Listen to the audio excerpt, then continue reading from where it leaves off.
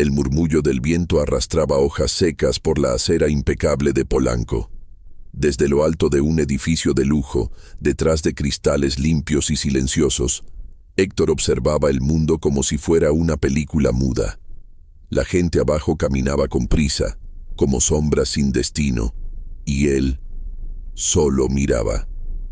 Héctor tenía 58 años, cabello gris cuidadosamente peinado hacia atrás, camisa sin una sola arruga, pasos lentos pero firmes. Vivía en un departamento elegante y ordenado, donde el silencio era parte de la decoración. Desde que su madre murió, hacía ya 5 años, nadie había cruzado la puerta principal. Solo una señora de limpieza venía 2 veces por semana y salía sin decir palabra, como si respetara los fantasmas del lugar. Todas las mañanas se levantaba a las 6, tomaba café sin azúcar, leía los periódicos y revisaba correos. Luego, simplemente esperaba. A veces abría una ventana para escuchar el ruido lejano de la ciudad, pero ese día fue diferente. Apenas la abrió, un aroma inesperado le golpeó el alma. Arroz con leche recién hecho. Cerró los ojos. Por un instante, solo uno, se vio niño otra vez, corriendo por los pasillos estrechos de Iztapalapa, su madre sirviendo en cazuelas humeantes, la risa de su hermana. Pero enseguida sacudió la cabeza. Esos recuerdos no tenían cabida en su vida actual.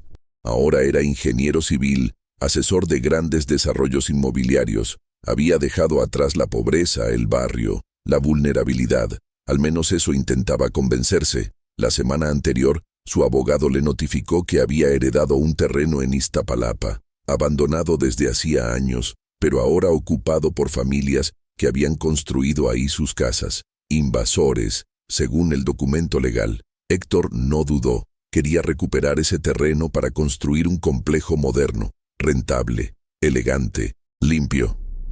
Se desocupa, se limpia, se vende. Es lo lógico, se dijo en voz baja esa mañana mientras ajustaba el nudo de su corbata. Lo que no imaginaba era que esa decisión lo llevaría a enfrentar la parte más escondida de sí mismo. 2 horas después, caminaba por una calle polvorienta, rodeada de cables colgando, muros agrietados y puestos improvisados. Su automóvil quedó estacionado a varias cuadras. Entendió que allí no era prudente llegar en un BMW. «Aquí es, ingeniero», dijo su abogado, un hombre seco, señalando un portón metálico oxidado. Detrás, una pequeña comunidad se abría como un enjambre de vida. Casas de ladrillo sin aplanar, techos de lámina, ropa colgada en mecates, olor a comida cocinándose a leña, risas de niños. Ya notificamos a varios. Algunos se irán pronto, otros habrá que insistir un poco más. Héctor asintió, dio un paso al frente. Entonces la vio. Una mujer de unos 40 y tantos cosía en una máquina antigua, sentada bajo una lona azul que protegía una pequeña terraza improvisada. Su cabello estaba recogido con cuidado y vestía con modestia, pero con dignidad. A su lado, una niña dibujaba con tizas de colores sobre el suelo de cemento. «¡Cuidado!», gritó la niña cuando Héctor estuvo a punto de pisar uno de sus dibujos. Él se detuvo en seco, confundido. Bajó la vista. Una casa de fantasía con flores en las ventanas, un perro sonriente y un sol gigante. La niña se puso de pie. Tendría unos 7 años, ojos grandes y vivos, piel morena clara y una sonrisa que desarmaba. Llevaba colgada al cuello una pequeña bomba para el asma. «¿Usted va a destruir mi casa?». El ingeniero se quedó mudo. La pregunta era infantil, pero le llegó como una piedra al pecho. La mujer levantó la mirada. Sus ojos se encontraron con los de Héctor. Por un momento, el tiempo pareció detenerse. «Buenos días», dijo ella, con voz firme pero respetuosa. «Soy Rosa. Ella es mi hija, Valentina. ¿Usted es el nuevo dueño?». «Sí, este terreno me pertenece legalmente. Está ocupado de forma irregular». Ella no se inmutó. «Aquí vivimos desde hace 7 años. Nadie vino a reclamar antes. Aquí crecieron mis raíces y las de mi hija». El abogado interrumpió, incómodo. «Señora, tendrá oportunidad de presentar documentos, pero este proceso ya comenzó.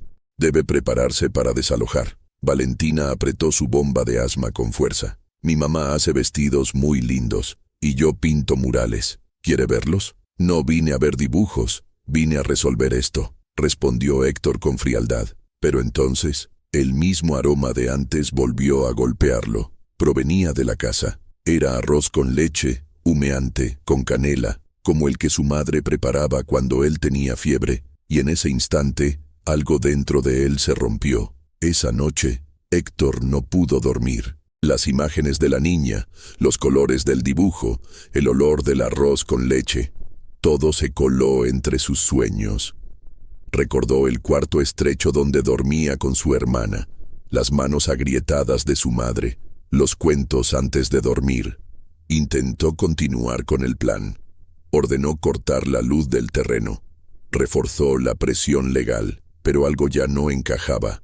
Volvió al terreno 3 días después, solo, sin avisar, sin el abogado. Valentina dibujaba en un muro con tizas. Ahora había una escena nueva, una casa con una ventana abierta, un puente y 3 figuras, una mujer, una niña y un hombre de traje con una flor en la mano. Al verlo, Valentina sonrió y lo saludó con entusiasmo. Regresó. Rosa lo miró, no con miedo, no con súplica, sino con esa misma dignidad que desarma. ¿Ya decidió si va a echarnos? Él quiso responder, pero solo pudo mirar en silencio, porque, por primera vez en mucho tiempo, dudaba. Y cuando una duda nace en el corazón, es que algo dentro está empezando a despertar. Aquel muro con dibujos de puentes y flores seguía grabado en su mente días después. Valentina, con su voz dulce, lo había llamado el lugar donde todos pueden cruzar sin miedo. Y Héctor, aunque nunca lo admitiría en voz alta,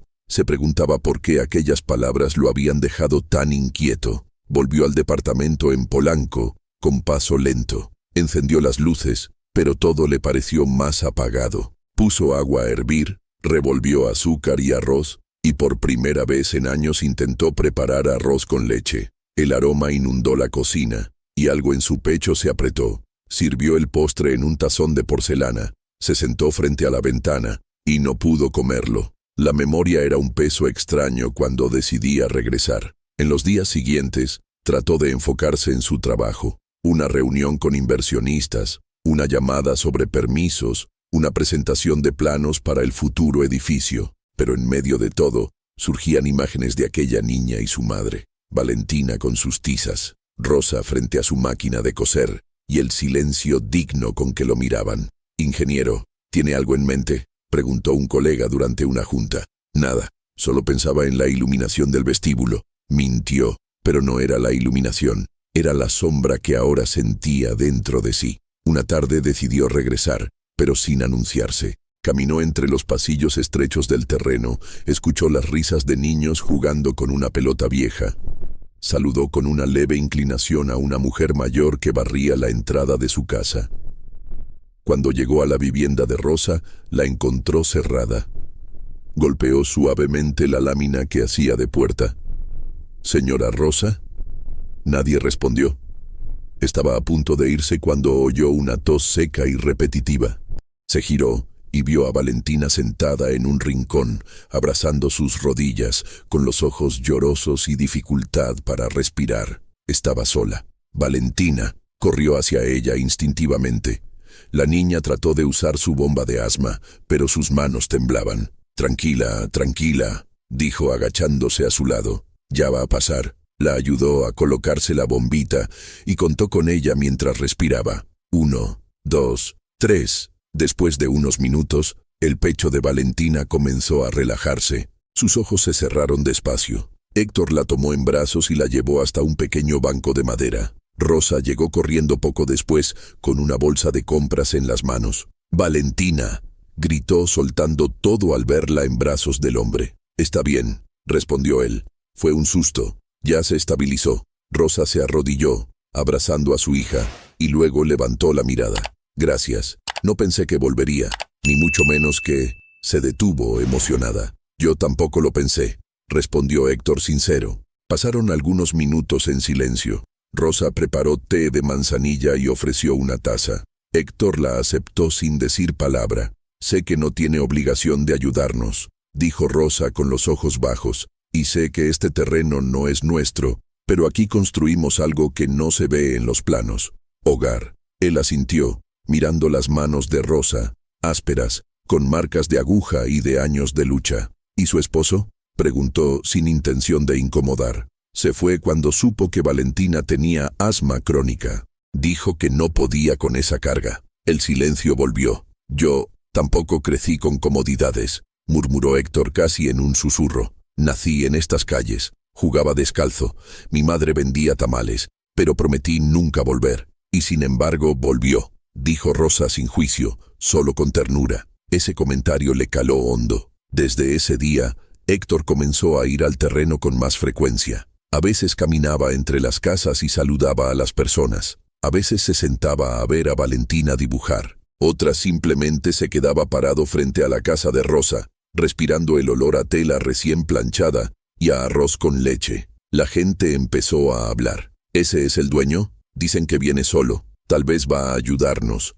O tal vez solo está espiando. Pero él no hablaba mucho. Observaba y recordaba. Una mañana Valentina lo tomó de la mano. ¿Quiere ver mi mural? Lo terminé. Lo condujo a un muro largo, en la parte trasera de la vivienda. Había pintado una gran escena, un puente que unía dos mundos. De un lado casas humildes, del otro edificios altos, y sobre el puente muchas personas caminando sonriendo, entre ellas una figura que lo hizo detenerse. ¿Ese soy yo? Sí, porque usted también puede cruzar. Héctor sintió un nudo en la garganta. Esa niña lo estaba viendo de una forma que nadie más lo había hecho en años, como alguien capaz de volver a sentir. Esa noche, en su departamento, sacó una vieja caja del fondo del closet. Dentro, fotografías descoloridas de su infancia. Su madre cocinando, él con uniforme escolar remendado, una libreta con dibujos infantiles. Y entonces lo entendió. No era que hubiera olvidado quién era. Era que había decidido enterrar esa parte de sí. Pero ahora, esa parte comenzaba a despertar. Al día siguiente, mandó reconectar la luz del terreno sin decir nada a su abogado.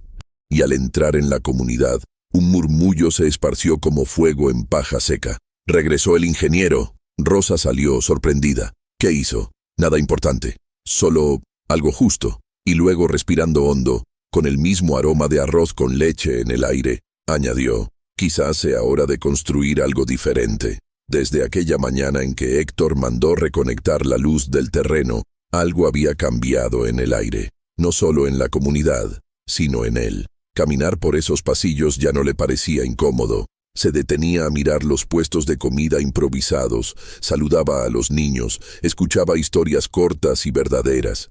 Y siempre, al llegar a la casa de Rosa, el mismo aroma lo recibía, arroz con leche con canela, como una bienvenida silenciosa. Pero lo que para Héctor era el despertar de algo humano, para otros era una amenaza. Una semana después, mientras Héctor caminaba entre las casas, una camioneta negra con vidrios polarizados se estacionó a media cuadra del terreno. De ella bajó un hombre robusto, de traje ajustado y lentes oscuros. Se llamaba Salvador Ortega, abogado y viejo socio de inversiones de la familia. Conocía a Héctor desde los inicios de su carrera. «¿Así que es cierto?», dijo con tono burlón mientras se acercaba. «El ingeniero brillante, el de Polanco, ahora anda entre callejones de tierra. ¿Qué está haciendo aquí, Héctor?». «Estoy observando, entendiendo. ¿Entendiendo qué? A la gente que se adueñó de tu terreno. Los mismos que impiden tu proyecto». Héctor desvió la mirada. «Son personas, no obstáculos». Salvador rió, incrédulo. «Hermano, no te reconozco. Nos educamos para salir de aquí, no para volver con flores en la mano». El silencio se instaló entre ambos.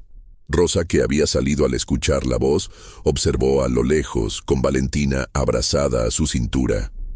«Mira», continuó Salvador más bajo, «ya hay inversionistas interesados. Solo falta desalojar esto. Ya habíamos hablado de poner un centro comercial con departamentos de lujo. Lo de siempre, Héctor. Lo que siempre soñamos». Héctor tragó saliva. Lo que siempre soñamos. ¿Aún era su sueño? «Necesito tiempo», dijo, sin mirar a los ojos. «El tiempo es dinero. Y tú sabes bien que los sentimientos no pagan la renta. Salvador subió a la camioneta y se marchó sin esperar respuesta. Esa noche, Héctor no encendió las luces de su departamento. Se quedó sentado en la oscuridad con una taza vacía entre las manos. En la cocina, el aroma del arroz con leche aún persistía, como una memoria viva que no se iba. Miró por la ventana. Durante años había medido la vida en metros cuadrados, en contratos, en beneficios, pero ahora, cada rincón de esa comunidad le mostraba otra unidad de medida,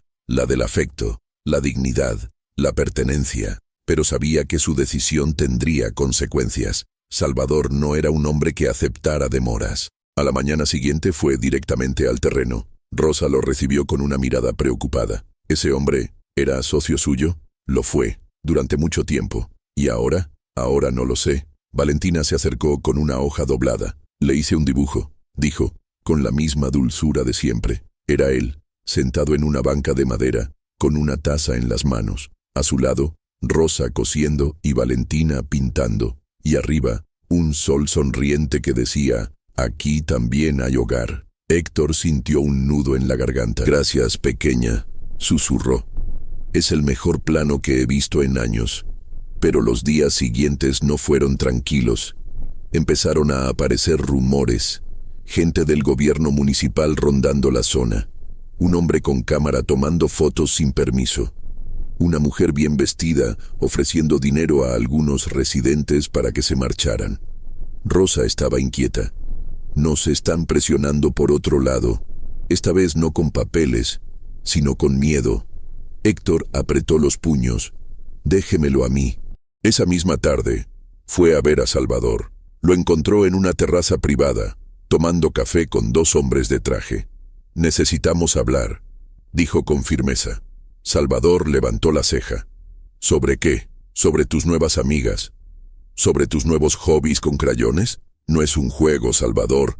Esa gente vive ahí. Tienen niños, ancianos, recuerdos. No puedes tratarlos como si fueran basura. ¿Y tú vas a salvarlos a todos? No, pero voy a intentar no ser quien los destruya. Salvador se inclinó hacia él. Sabes que si no sigues, pierdes parte del negocio, de la herencia, de todo lo que tu padre dejó. Héctor lo miró a los ojos. Tal vez es hora de revisar lo que realmente me dejó mi padre, porque si solo me legó propiedades, entonces me dejó vacío. Y sin esperar respuesta, se marchó. En la comunidad, la tensión crecía. Algunos vecinos se mostraban desconfiados. ¿Y si solo está ganando tiempo para sacarnos después? ¿Y si es parte del plan para dividirnos? Rosa trataba de calmar los ánimos. Él no es como los demás. Lo he visto. Ha cambiado. Pero el miedo es difícil de disipar cuando ha vivido mucho tiempo entre paredes frágiles. Valentina comenzó a enfermarse con más frecuencia.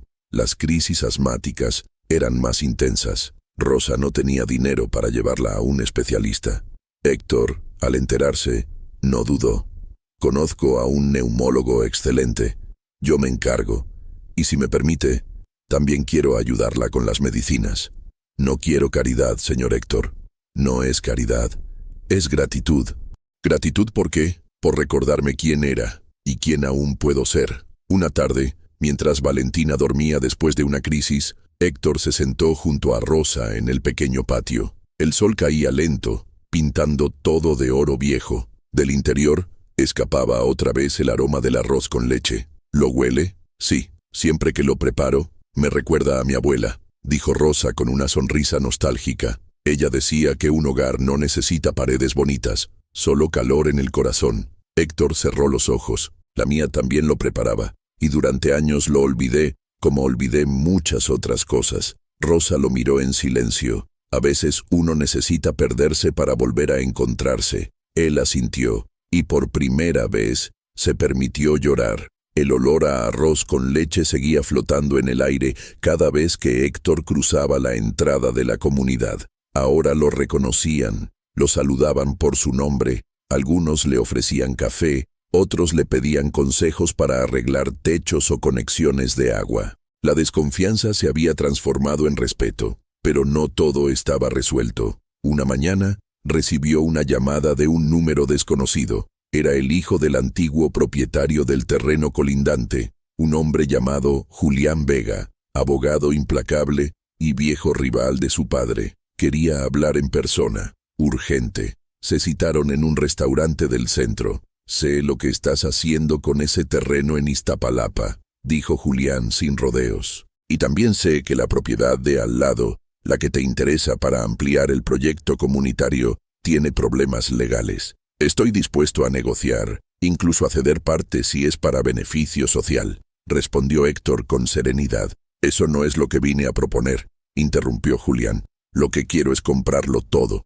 el terreno, el tuyo y el mío. Pago en efectivo. Alta ganancia. No más dolores de cabeza». Héctor frunció el ceño. «¿Para qué? Centro comercial. Estacionamiento subterráneo. Nada sentimental. Solo números». Hubo un largo silencio. Héctor recordó a Valentina, a Rosa, a los vecinos pintando muros, la risa de los niños corriendo entre las casas. «No», dijo con voz firme. «¿Perdón?» «Dije que no. Este terreno ya tiene gente. Ya tiene alma». Julián se recostó en su silla y sonrió con soberbia. «Sabía que eras débil, como tu madre». Esa frase fue una puñalada, pero no respondió con rabia. Se puso de pie, miró a Julián a los ojos y simplemente dijo: «Ella me enseñó a no vender lo que tiene valor», y se fue. Ese mismo día, al regresar al terreno, encontró una escena inesperada. La entrada había sido bloqueada con cinta amarilla. Un inspector del municipio estaba en el lugar, junto a un grupo de policías. Algunos vecinos observaban angustiados. «¿Qué pasa aquí?», preguntó Héctor abriéndose paso. «Señor, esta comunidad está en proceso de evaluación. Hubo una denuncia anónima de construcciones inseguras y riesgo sanitario». «Eso no es verdad», respondió Rosa, saliendo de su casa con Valentina en brazos. «Aquí vivimos con dignidad. Aquí no hay peligro. Estamos siguiendo órdenes, señora», dijo el inspector. Héctor sacó su celular y llamó directamente a la encargada de vivienda con la que había hablado semanas atrás. «Necesito que venga. Ya. Esto es una represalia». Mientras tanto, los niños lloraban, las madres susurraban rezos y el ambiente se llenaba de miedo. 30 minutos después, llegó la funcionaria. Al ver a Héctor, lo saludó con seriedad. «Recibimos la denuncia, pero no sabíamos que ya estaban en proceso de regularización. Fue una omisión de coordinación. Por favor, que retiren las cintas. Esta gente no puede vivir con más amenazas. Tiene razón». Y así, frente a todos, la funcionaria dio la orden. Los policías se retiraron. Las cintas fueron bajadas. Un aplauso espontáneo surgió entre los vecinos. Alguien gritó: «Gracias, ingeniero». Héctor no respondió, solo respiró hondo y sonrió. Esa noche, Rosa cocinó para todos. No con miedo, sino con gratitud. Preparó arroz con leche en una olla grande, lo sirvió en pequeños vasos de plástico y lo repartieron entre las casas. Héctor comió el suyo sentado junto a Valentina, que le apoyaba la cabeza en el brazo. «Hoy pensé que nos iban a sacar otra vez», susurró ella. «Pero no fue así, ¿verdad?» «No, porque usted nos defendió». El calor del postre, el silencio de la noche, el murmullo de las voces agradecidas, todo era parte de una escena que no quería olvidar jamás. Unos días después, Rosa lo invitó a pasar a su casa. Por primera vez. Dentro, las paredes estaban decoradas con retazos de tela, dibujos de Valentina y una cruz de madera tallada. «Esta era de mi abuela», explicó. «Ella rezaba frente a esta cruz cuando no teníamos nada». Héctor la tocó con respeto. Luego miró alrededor. «Aquí se respira algo que no hay en ningún departamento de lujo». «¿Y qué es?» «Vida». Rosa lo miró con ternura. «¿Se ha dado cuenta de cuánto ha cambiado?» «Sí, y me asusta, pero también me alivia». Ella asintió. Luego lo miró directamente a los ojos. «¿Y ahora qué hará?» Héctor respiró profundo. «Ahora quiero construir de verdad». Y con esas palabras tomó una decisión inesperada. Usar parte de su herencia no para proyectos inmobiliarios egoístas, sino para mejorar aquella comunidad. Formalizar el agua potable, reforzar estructuras, traer médicos voluntarios y, sobre todo, preservar la esencia del lugar. En los ojos de Rosa, vio algo que lo reconfortó: confianza. Y en los de Valentina, vio algo aún más fuerte: esperanza. Pasaron los meses. El terreno que una vez fue visto como un problema se había convertido en una pequeña comunidad modelo. No perfecta, no lujosa, pero viva, digna, real. Héctor caminaba por sus pasillos sin prisa, saludando por nombre a cada vecino. A veces se sentaba a jugar ajedrez con don Martín, el carpintero. Otras ayudaba a cargar víveres. Pero siempre, al atardecer, pasaba por la casa de Rosa, donde el olor a arroz con leche parecía flotar como si el aire lo supiera de memoria. Una tarde de domingo, mientras Valentina dibujaba mariposas con tiza sobre la banqueta recién barrida, Rosa salió al pequeño patio con una caja en las manos. «Es para usted», dijo entregándosela con cuidado. Héctor la abrió. Dentro había una bufanda tejida a mano, con hilos de varios colores. La tejí con retazos de tela que me sobraban. No es cara, pero está hecha con cariño. Él la tocó con ternura, acariciando la textura irregular. Es el regalo más valioso que he recibido. A veces, lo sencillo es lo que más abriga. Se miraron en silencio, un silencio lleno de sentido. Días después, la comunidad celebró su primera feria vecinal. Hubo juegos, comida, música y un pequeño escenario donde los niños recitaron poemas. Valentina subió con su vestido blanco, hecho por su madre, y leyó algo que había escrito. Mi mamá cose, yo dibujo, y él construye con el corazón. Antes, solo había casas, ahora hay hogar. La gente aplaudió. Rosa tenía lágrimas en los ojos, y Héctor también. Al terminar la feria, Héctor se retiró un poco del bullicio y caminó solo hasta el final del terreno. Ahí, donde antes había basura y abandono, ahora había un jardín pequeño, con flores silvestres y una banca de madera. Se sentó, sacó de su bolsillo una foto vieja. Su madre, sonriendo con un delantal manchado, sosteniendo una olla de arroz con leche. La había llevado con él durante años, pero nunca la había mirado con calma, hasta ese momento. «Lo logré, mamá», susurró. No como lo soñaba, sino como debía ser. Cerró los ojos, sintió la brisa, escuchó risas, y por un instante juraría que el aroma de canela era el mismo de su infancia, o quizás era él quien había cambiado tanto que, al fin, podía volver a sentir. Tiempo después, fundó una pequeña organización para apoyar a otras comunidades olvidadas, no para hacerlas mejores, sino para ayudarlas a brillar con su propia luz. La llamó Puente Vivo, en honor al primer mural de Valentina. Aún vivía en Polanco, pero su corazón ya no estaba allá.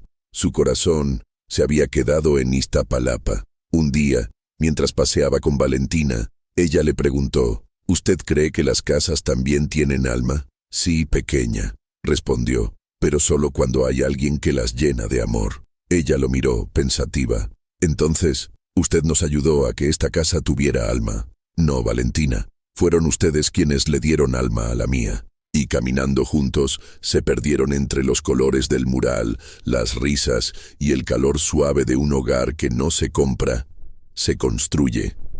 Si esta historia tocó su corazón, cuéntenos su recuerdo en los comentarios. Gracias por acompañarnos. Su like y su suscripción nos ayudan a seguir contando historias con alma.